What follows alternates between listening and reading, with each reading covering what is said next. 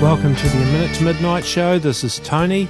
Today on the show I'm joined by Todd Morehead and Justin Kron, and these guys have a really interesting take on the Israel and Palestinian conflict and what can be done about it, and how does God see it, and how does God see the Arabs and the Jews, and how do they see each other. And I think you'll learn quite a lot out of this from the way these guys approach the subject. We welcome to the A Minute to Midnight show Todd Morehead and Justin Kron. How you doing, Tony? Thanks for having me on. Hey, Tony, great to be here with you. Awesome. It's great to have you both on the show today. I've been looking forward to this. It's a really important time for Israel and for, in fact, all of us associated with that. So perhaps if you can each give the listeners a brief background into yourselves, that would be a good place to begin, I think. So let's start with you, Todd. Yeah, sure. Born and raised in Southern California, surfed my entire life, love surfing. I For these purposes, I fell in love with Israel from a very young age, and then going to Israel for a number of years and taking groups. And recently, I've been married for about 9 years, coming up on 9 years this next month coming up, and have 2 kids. Oh, wow. That's awesome. And so why do you think you did fall in love with Israel? Is there a bit of a reason for that? Yeah, that's a good question. My answer is it's something God put on my heart. There's no reason for it aside. I became a Christian really young, like 4 years old, which is kind of a different story for most people. But I think early preteens, I had this fascination with Israel, with Jewish people, with Bible stories and all that stuff. And up until I got married, I thought it was completely normal for every Christian to just love Israel, to love the Jewish people. And I found out pretty quickly thereafter that's not the case. So yeah, I think it's something that God put on my heart just early on. And obviously you love the beach. I mean, I can join you on that club there. I live across the road from the ocean, so I understand that. Hey, where do you live? Where do you live in New Zealand? I live on the coast, north of Wellington, a wee way north of Wellington. Yeah, I've been there. Beautiful. Yeah. I've lived in a few different parts of New Zealand, but that's where I am at the moment. But yeah, right across the road from the ocean, so it's great. What about you, Justin? What's your background? Yeah, well, since we're talking about coastlines, I should tell you I live near what's called the Third Coast, which is near Lake Michigan. So I live in the Chicago area, and I do not surf like Todd does, but I have a high admiration for guys who can, and love walking on beaches too. But I come from a Jewish background. My mother's side of the family is Jewish. Father's side is not. My mother became a follower of Jesus when I was a young kid. A few years later, when I was 8 years old, I did the same. And there's certainly a kind of a cool story behind all that, but we'll just kind of stay focused on the short version today. For me, I came to realize that the church, meaning the broader Christian community, historically has not really been a safe and welcoming environment to Jewish people. And I learned a lot about the history of Christian anti-Semitism, and really the poor public relations policy, I guess you can say, between the church and the Jewish people. And that really broke my heart. And so God really led me into trying to invest the best hours of my day into helping the church become a safer and more sensitive environment for Jewish people who want to investigate the life and teachings of Jesus. So I try to do a lot as far as building bridges between the Christian and Jewish community. I am a evangelical Christian as far as categories go. And I believe that it is possible for evangelicals to have authentic and real relationships within the Jewish community, despite our theological differences. And so, that's really kind of what drives me. I guess if there's two core values that I can narrow it down to, is that I firmly believe that because Jewish people mattered to Jesus, they should matter to us. And because Jesus was Jewish, Jesus' Jewishness should matter to us. Yes, So there totally you have agree. it. Yeah, that's great. Yeah, and I totally agree with that. Well, having a certain amount of Jewish background myself, not that I've been raised any sort of Orthodox Jewishness or whatever, but there's a fair bit of Jewish in my lineage. I can relate to that. But today, right now, even in January 2017, Israel's a pretty big focus with the United Nations meeting coming up soon, and it seems that Obama and John Kerry are hell bent on seeing division in Israel and right down the middle of Jerusalem. Have you guys got any thoughts on that? Yeah, I'll comment there on that. Israel has been the focal point, really, of history. And it doesn't matter who the current administration is within any country. There seems to be some concern, some focus, some engagement with what's going on with the Jewish people as it relates to their desire to have a safe and secure homeland within their ancient homeland. And sadly, just as we've seen, as far as anti-Semitism is concerned, there is often a double standard that is applied to the Jewish people. And we are seeing that same, in my opinion, that same double standard applied to the state of Israel, where they are expected or they're held up to a higher standard than every other country in the world, where for whatever reason, and we can talk a bit about this if we have the time today, but for whatever reason, there's this desire to eliminate or erase Jewish people from the face of the earth and their memory from the face of the earth. Now, I'm certain that President Obama and John Kerry, Secretary John Kerry, have neither desire to wipe them off the map.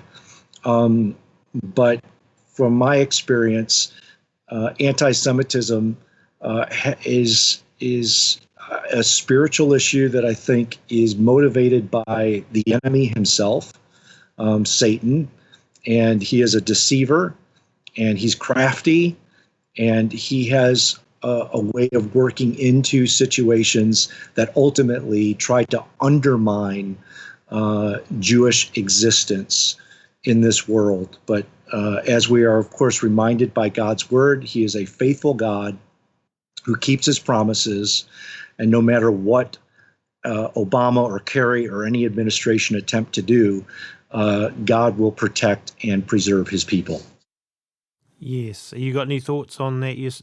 Also, Todd. Yeah, I love what Justin said, and I just totally agree. I think the scary thing is that we as countries are going to be held accountable for how we treat Israel, and it's just as a believer and just knowing a fair bit of church history when it comes to the Jewish people, it's like, oh man, can this generation get it right? For one generation, can we get it right with the Jews? And it seems like things are just repeating themselves. History is just fairly cyclical, and like Justin said, the Jews keep coming up over and over and over again, and they're always fighting for their survival.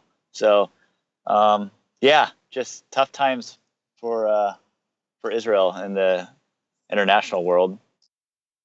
Yeah, absolutely. And it seems that, at the United Nations, they all these resolutions and condemnation of Israel on human rights counts, etc. And it's like, wait a second, they slam Israel for all of these things, and yet you look at Saudi Arabia, we know where if a woman is raped, she gets pretty much stoned to death, and the people get away with it that have done it, and human rights violations in North Korea and China and everywhere else. It dwarfs any human rights violations that there are in Israel, and yet everyone's silent on that. It's just it's insanity. Yeah, it really is, I Tony. agree. I mean, when you think about all of the resolutions that have been proposed or made regarding Israel and the lack of resolutions, uh, like Saudi Arabia or North Korea or China, I think China just in the last few years or 5 to 10 years, I forget exactly what the length is, but there's been no resolutions whatsoever. And you think about the human rights violations that occur within that country, but yet you look at a little state of Israel, which can fit in the size of Lake Michigan, and there's been multiple resolutions. But yet it's one of the freest, if not the freest, country or society within the Middle East. And so, yeah, it's very disturbing to see these kind of trends within the international community as it relates to Israel. And I think, we'll be getting into it, no doubt. The fact that there are some genuine grievances amongst the Palestinians and things, but as we get into talking about what you're doing a bit further down the track here, I'm sure. Oh, something's tapping. Sorry, that should be okay. That was just my volume, I think you heard. Oh, okay. So basically, there are some genuine grievances amongst the Palestinians, no doubt, and I'm sure you'll talk about that a little bit more. But the fact of the matter is, the situation for those that live in Israel seems one heck of a lot better than if most of them were living in an Arab country, and yet you've got all these Arab countries surrounding Israel and trying to basically wipe that little wee slither of land, Israel, out and turn it into another Arab state. Yeah, that very much is the case. You think about what Israel is up against, the number of Arab nations that refuse to accept its right to even exist, the number of Arab nations that have threatened to wipe Israel off the map, or maybe not nation, but terrorist groups such as Hamas or Hezbollah. And you would think that the international community would be sympathetic towards the threats that Israel receives, but yet it seems the exact opposite, to where Israel somehow, some way gets blamed for the threats that it receives, as if they're deserving of those threats because of how they are perceived as treating the Palestinians, who they are, as some are saying, occupying within the Palestinian territories. Yes, that's true. And there's another angle that I won't get into too much in this show. I've covered it in a fair bit in other shows, but you get other people in the sort of truth and alternative community that are going, well, Israel is the Rothschilds, and the Rothschilds banking dynasty owns and controls it, and the Illuminati control Israel, and therefore they hate Israel because of the Rothschilds are to blame for all the world's problems, and I do, I totally believe that the Rothschilds and the Illuminati are to blame for a lot of the world's problems, but I don't believe that they are the sole driving force behind Israel. The nation state of Israel was God's plan, not the Rothschilds' plan. Yeah, he's I could always say amen used to that. people. So yeah, it's Yeah. God's plan for sure. And a lot of people, seem to use that as the excuse for why they justify that Israel shouldn't exist and that the land should be the Palestinians, and this is Christians, and because of the kind of people that that we deal with in the circles, and like I do a fair bit to try and expose the Illuminati and things, and so I see a lot of the attitudes that are coming from people in that direction. So it's not only the Arabs. Mind you, having said that, there are a lot of Muslims that are in that camp that are blaming the Rothschilds and using that as their excuse as well. But anyway. Yeah, what's interesting about that, though, is I think when it comes to anti-Semitism, all excuses are used. With the Protocols of the Elders of Zion, which was fabricated, that was used, still used today in Arab nations. But at times, the Jews have been the poorest of the poor, and they were still blamed for all the wrongs of the world. So whether the rich or poor, I think the enemy has it out for them. See, I think we just need to be, in tune with that. I actually personally don't believe that the Protocols of the Elders of Zion were fabricated. I believe that's a genuine document. But I think the author of that was actually Adam Weishaupt, who was part Jewish, but he was a Roman Catholic, a Jesuit, and everything in there is coded, and Weishaupt was the guy that designed the code. So people are seeing things as being talking about all the Jewish Zionism, but that was a kind of a front for the true thing that's behind the Protocols of the Elders of Zion. But I mean, that's a whole thing that could take another whole show, so we better not go there. Okay. But anyway. Yeah, but what we know for certain is that the Elders of the Protocol of Zion have been used to incite hatred towards the Jewish people, ever since it started to be read by those who read it. So, that's something that to be of concern to all people, whatever the vehicle is that's used to justify hatred against the Jewish people, that needs to be confronted and challenged. Yeah, and like I say, in that one, all I want to just finish on talking about that is that it's a coded document, and it's not referring to what people think it is, because everything that Weishaupt did as the founder of the Illuminati was done in code. I mean, he was codenamed Spartacus, for example. So everything, and different countries will use different codes, but that, like I say, is a whole other topic, so I don't think we should be going there. Yeah, it sounds like that's way above my pay grade. So. Yeah. So, but just... Hey, who said that before?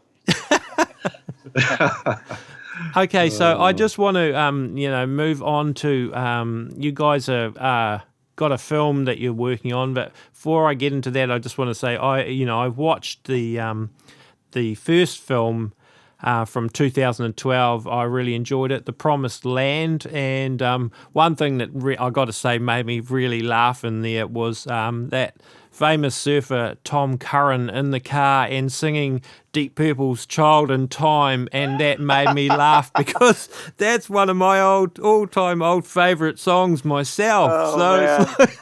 Classic. Yeah. Tony, we're still friends though, right, Tony? Yeah, because Todd wasn't very favorable towards that song in the film, if you recall. I do. That's what made me laugh, because, like I say, I could relate to Todd Curran so much because Tom Curran so much, because that's a part of my background, that song as well, big time. That's awesome. So anyway, it was a great film, and I thoroughly enjoyed it. And so there's another one in the pipeline. Do you want to let the listeners know what your plans are and what you're trying to achieve now? Yeah, let me give a really short description. Justin could elaborate, but The Hope in the Holy Land is the new film that we're working on, and really it's a dovetail off of Promised Land, documenting my continued journey in Israel, seeking truth, specifically in this case behind the Palestinian and Israeli conflict, with the goal of giving a proper Christian response. So it's really something, it's a journey that is going to be told through partly my lens as I'm discovering some of the things in the Holy Land.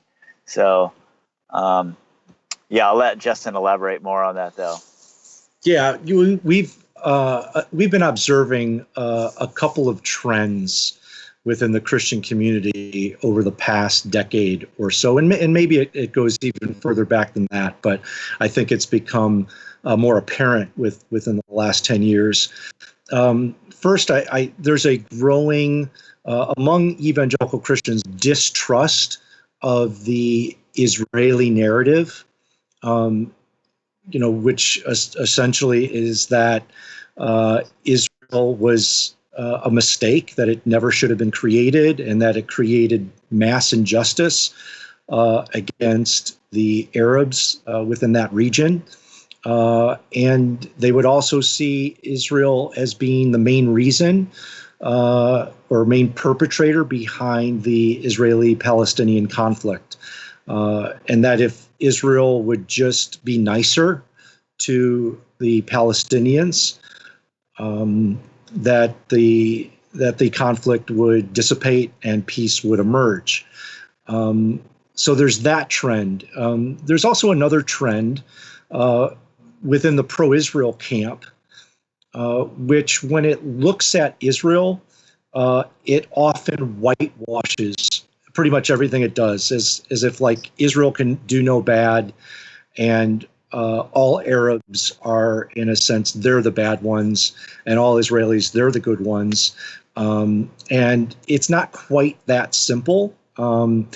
Israel, like any country, has its challenges, makes mistakes, just like we saw recently with an IDF soldier who was convicted for killing a Palestinian terrorist who had already been subdued, and there was no need for him to inflict that kind of harm against this Palestinian. And then also, I think coupled within that is that when a lot of Christians think about Israel, they think about it only in relation to the Jewish people. Now, granted, Israel is the national homeland of the Jewish people, but yet at the very same time, 20% of Israel's population is Arab, who are fully functioning citizens within that society.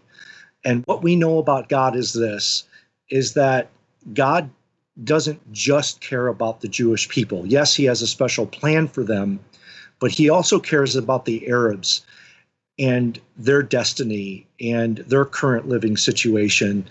And so we want to give some attention to them and bring examples that demonstrate that it is possible for Jewish people and Arabs to coexist, in a sense, to actually love their neighbor, and in some cases to love their enemy. And those are stories that we think people need to see and hear about, so that they can get a fuller understanding of what God is doing there in the Holy Land.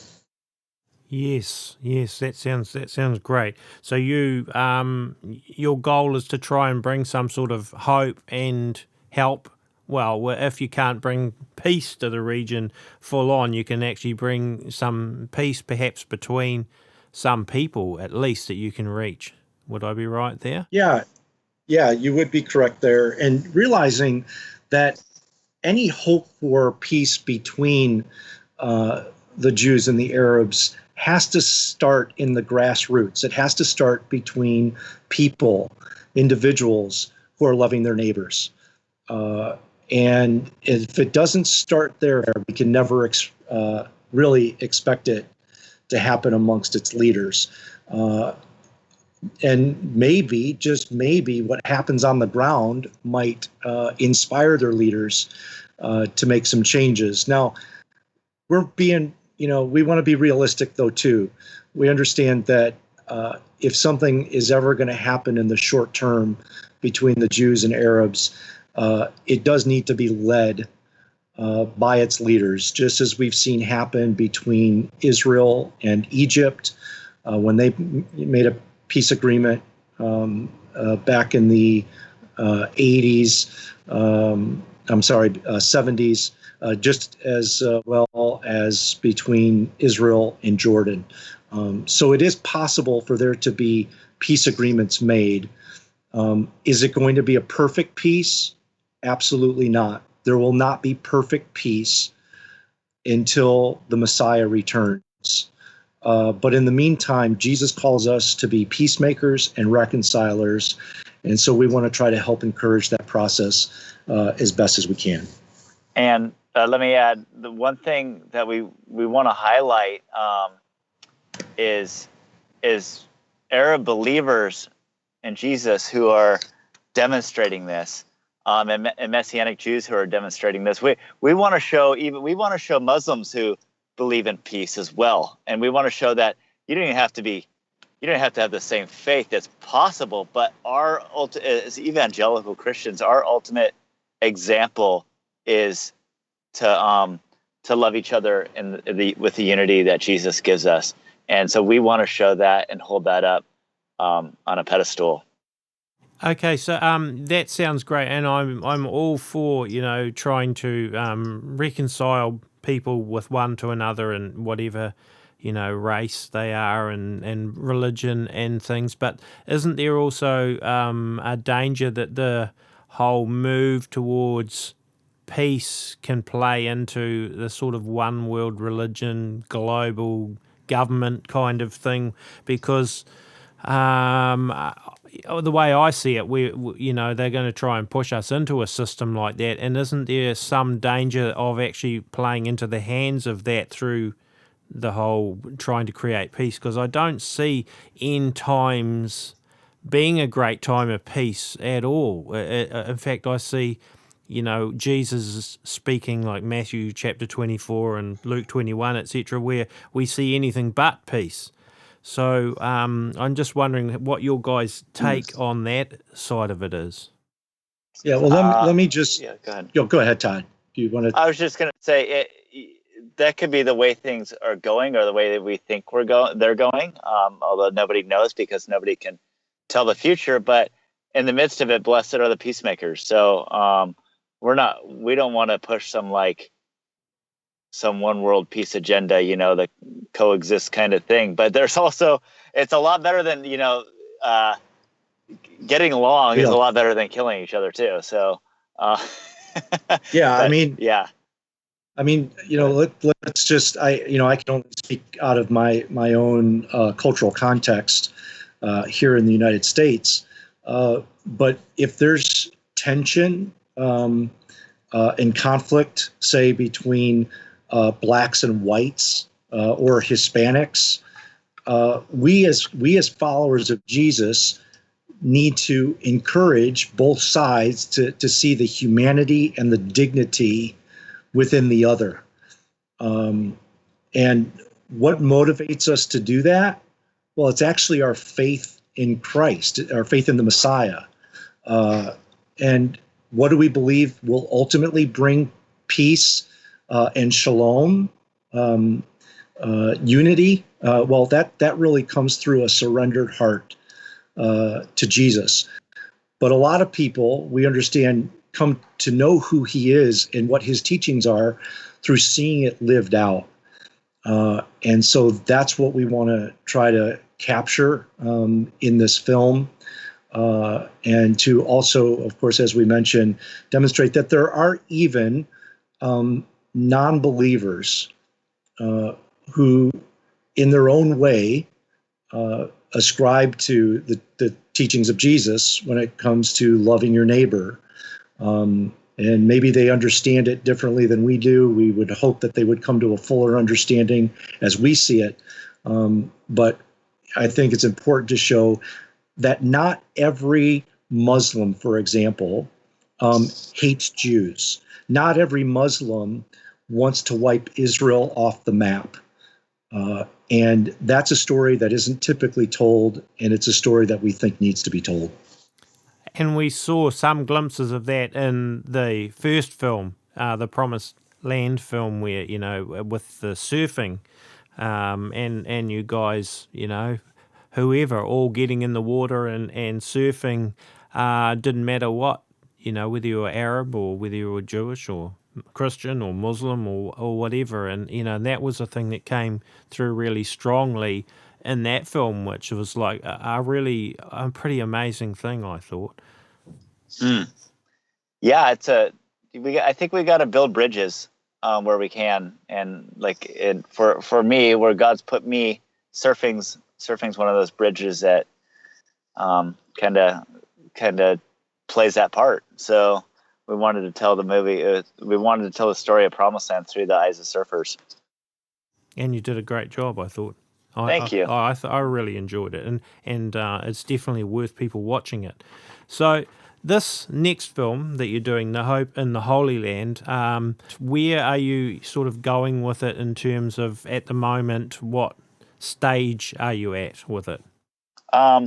It will have a common thread of surfing, just probably not so much a Promised Land, but again, it's like a story told through my lens. And so a lot of the people I meet in the movie are surfers, both Arabs and Jewish. And currently right now we're fundraising. And we have a fundraising teaser trailer out. You can see it at hopeintheholyland.com. And we're raising money so we can go complete this project. So we have a filming trip in a couple months scheduled, and we're moving forward with the production. Yeah, and what people will see in that teaser trailer is footage that we got from a filming trip that we did back in the spring of 2016. Some of that footage we'll, of course, use in the final film. But we're going to be trying to, as Todd said, raise funds to complete the project while also filming the project. So as we raise money, that's what we'll use to go do our next trip.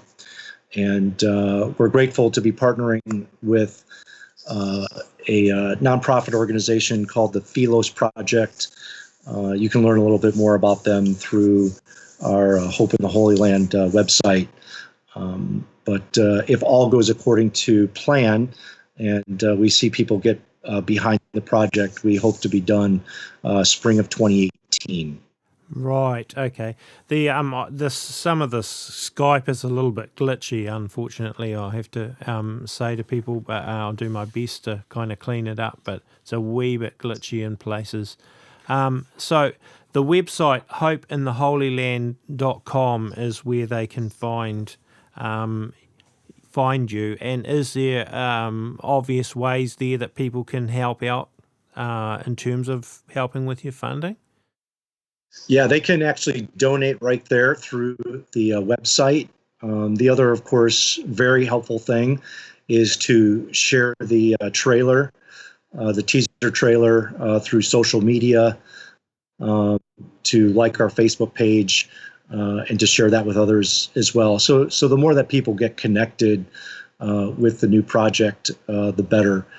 Even if for some reason they can't contribute financially, at least they can help get the word out so that when the film is done, more people will be aware of it. But every little amount helps. If even somebody gave a $10 donation, that kind of those little gifts, when they're all added up, make a big difference in projects like this one. Yes, yeah, I agree. So have you got any more thoughts along those lines yourself there, Todd? I think Justin kind of nailed it with where we're going with it. So we're just pretty excited to tell the story. And we've caught some interviews that we've interviewed some people that we've almost come to tears in their interview. It's so radically powerful, and it's so different than what you're hearing in mainstream media. And it's different than what you're hearing from a lot of even the Christian community regarding the situation. So we're just excited to get these stories out and to, just share it with the world, really. Yeah. I think just to add there, I think people would be surprised that there really are Arabs, Palestinians who support Israel's right to exist as a sovereign Jewish state. And really don't have animosity towards the state of Israel. They're actually more concerned with how they're being treated by their own government within the Palestinian Authority, whether it be Hamas or Fatah. A couple years ago, I met a Palestinian Christian who's a businessman in the West Bank. And in the course of my conversation with him, I asked him, I said, what would happen to you if you spoke out against the policies and actions of the Palestinian Authority? And without hesitation, and while using his hand to make a horizontal slash across his throat, he said, I'd be finished. I'd be finished. And of course, since he's was a business owner, I wanted to make sure that he wasn't just referring to his business being shut down. So I asked him for clarification, and I asked him, what do you mean by finished? And with a very stern look in his eye and a finger pointed to his head, he replied, I'd be finished, as in bullet in the head, finished. And he added that because of that, he just keeps to himself, doesn't really talk about politics with people, and just tries to live and let live. But I wanted to get a little bit more information from him. And I wanted to know what is his life like living in that type of environment where he can't speak out and really say what he wants to say. What is it like to live under what a lot of people would call occupation? And I was actually quite surprised by his response. And he said to me, if I had to choose between living under Israeli occupation and a sovereign Jewish state, which he then qualified would most certainly become just as radical as Gaza or the Islamic State in Iraq, he said, I choose occupation. And so guys like that are actually quite concerned with the very same thing that President Benjamin Netanyahu, or Prime Minister Benjamin Netanyahu, is concerned with, is that if there was to be a Palestinian state created today, what would the West Bank actually become, or what's called the West Bank? What would that state, what would it actually be like?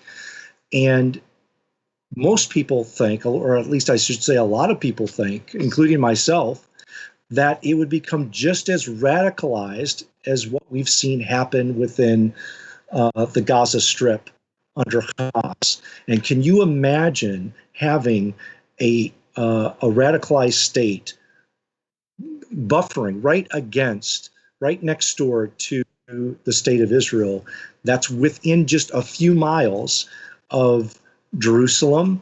And as many may know, there's the widest strip from the West Bank to Tel Aviv is just 10 miles. Can you imagine having a government similar to Hamas that far from Tel Aviv who could easily shoot rockets? So these are the kind of stories that need to be told, and we hope to do that through this film. Well, the UN, basically come out and said that East Jerusalem will belong to the new Palestinian state, which I think they're going to attempt to push through. Oh, I could be wrong, but it's looking like this month is shaping up that they may try to even enforce that Palestinian state before Obama leaves office and have East Jerusalem as the capital. So this could be all happening very quickly.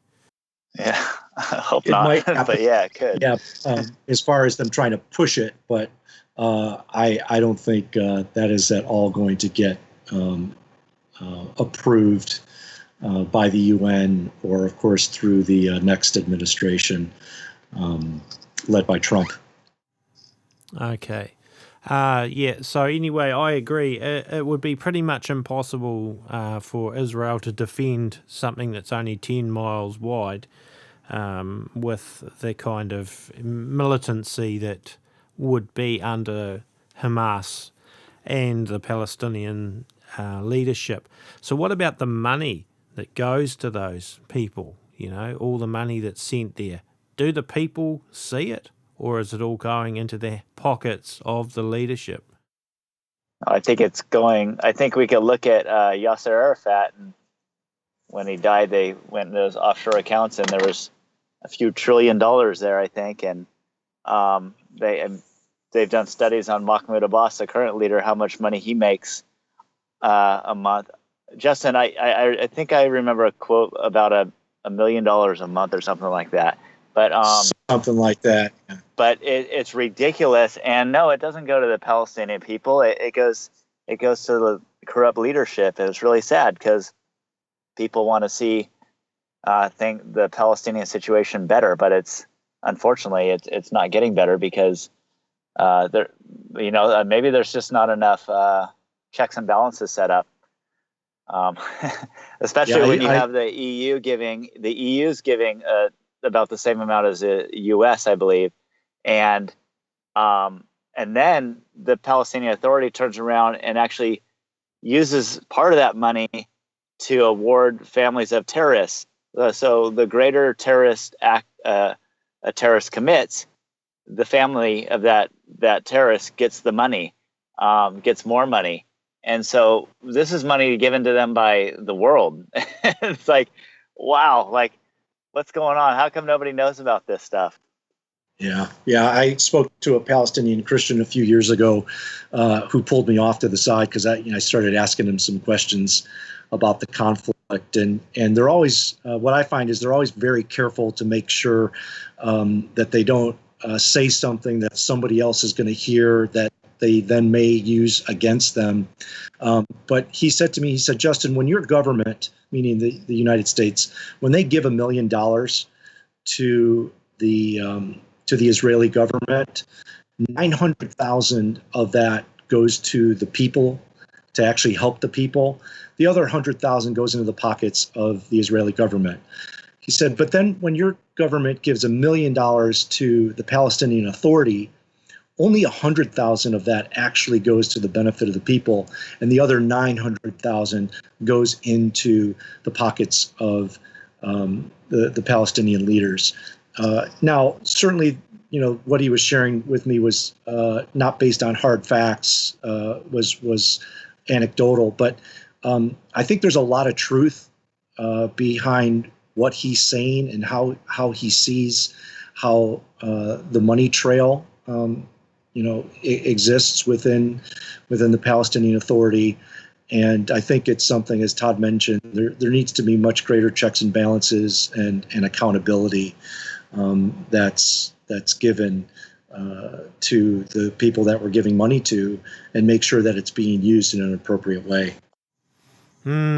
Yes. Well, whether those checks and balances will ever be put into place when we go back to considering what the attitude is towards Israel and towards the Arab states, and particularly the Palestinian people, it's hard to see that that's going to change, but it would be nice if it did. Sure would. Yeah. But yeah. And hopefully, we'll see in the next administration here in the United States more accountability provided in some of those areas. But it's going to take more than just the United States. It's going to take the international community. And at the end of the day, of course, it really needs to take the Palestinian people who are going to hold their own government to a higher standard. And I think, sadly, it's going to require much hardship for a lot of the Palestinian people to get to that place. Can you once again give our listeners the website that you guys have? Yeah, the website is hopeintheholyland.com. And there you see everything. You can read about the project, watch the trailer, find the Facebook page, donate, all that stuff. And yeah, Justin, you want to give the final word?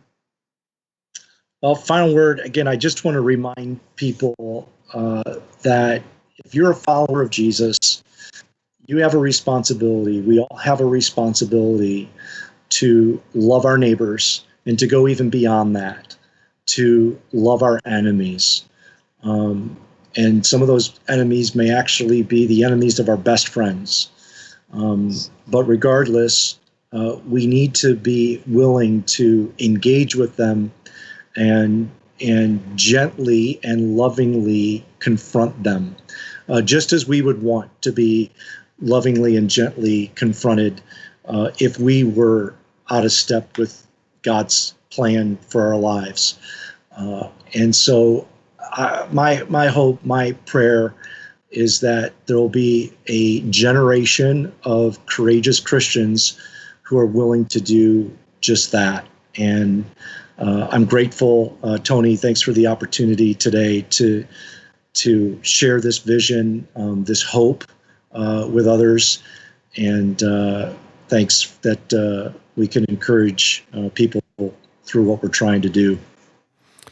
It's been great to have both you gentlemen on the A Minute to Midnight show today. I've really enjoyed listening, and I'm looking forward to actually seeing the results of the Hope in the Holy Land. And I would suggest to people, it's definitely worth looking at the original film too, the Promised Land film, if you haven't already seen it. And is there a way that you can point people that they can see that? Yeah, sure. They can go to the website promisedlandthemovie.com. So it's promised with a D on the end, promisedlandthemovie.com, and they can view the trailer. And also there's an iTunes link, but I think it depends on where you are, what country you're in the agreements there is with iTunes. So I'm not sure if everybody can view it from there. But you can get the movie. You could actually purchase a DVD from walkingonwater.com. That's an organization that produced it. And but it is basically on every video on demand format. So it's on all the portals. Awesome. Yeah. So, yep. Yeah. I think it's a good watch. Definitely worth people seeing that one. And I'll be looking forward to hearing how things progress. And I hope you guys will keep us up to date with what's happening with the new film. Yeah, thank you so much, Tony, Absolutely. for having us. It's been a great opportunity. Yeah, thanks, Tony. No worries. Thanks, guys. I've really enjoyed it. Awesome. Folks, don't forget minutetomidnight.com. We publish all our shows on there, and we also regularly put new articles on there on a variety of different topics, so you might want to check back there fairly often. Don't forget to subscribe to our channel here, and also we are donations funded, and there is a donation button on the minutetomidnight.com website, and we really appreciate those people that do help us out with donations. I write, record and play all the music used in our shows, and you can find my music at rockshawsounds.com, and there's a link to that on the A Minute to Midnight website. This is Tony signing off for the A Minute to Midnight show, and we'll catch you in the next show, which should be out in a few days.